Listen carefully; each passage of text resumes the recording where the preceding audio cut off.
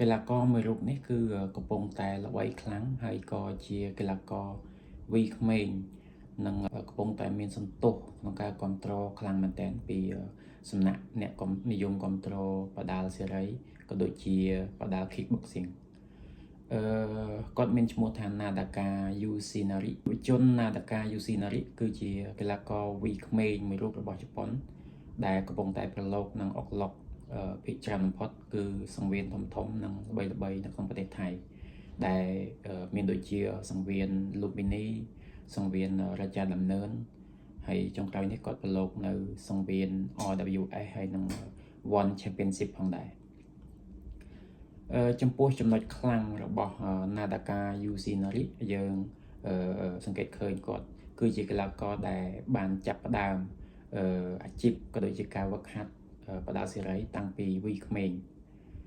ជាក់ស្ដែងគាត់បានវឹកហាត់តាំងពីអាយុ5ឆ្នាំហើយក៏បានចាប់ផ្ដើមការប្រកួត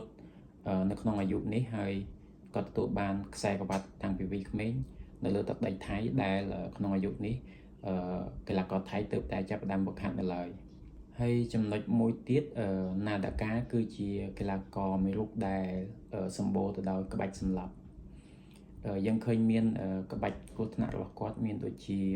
ការទាត់ជើងក្រោមការទាត់ក្បាលដែលយើងហៅថា head kick ហើយ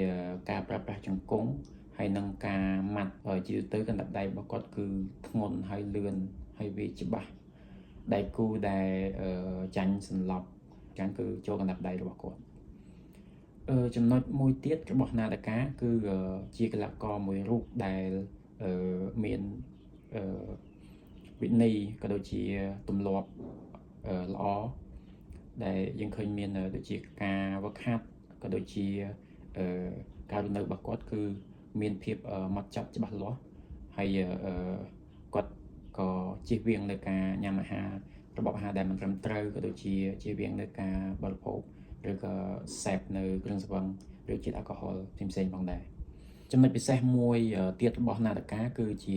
កីឡាករមួយរូបដែលឈ្នះនៅជើងឯកនៅសង្វៀនធំៗពីររបស់ថៃគឺរាជាដំណឿននិងLumpini ដែលជាទូទៅយើងឃើញថាមិនដែលមានកីឡាករបរទេសរូបណាក្រៅពីកីឡាករថៃដែលឈ្នះជើងឯកខ្សែក្រវ៉ាត់នៅសង្វៀនធំៗទាំងពីរនេះទេពីមុនមកគឺមានតែNadakaមួយរូបគត់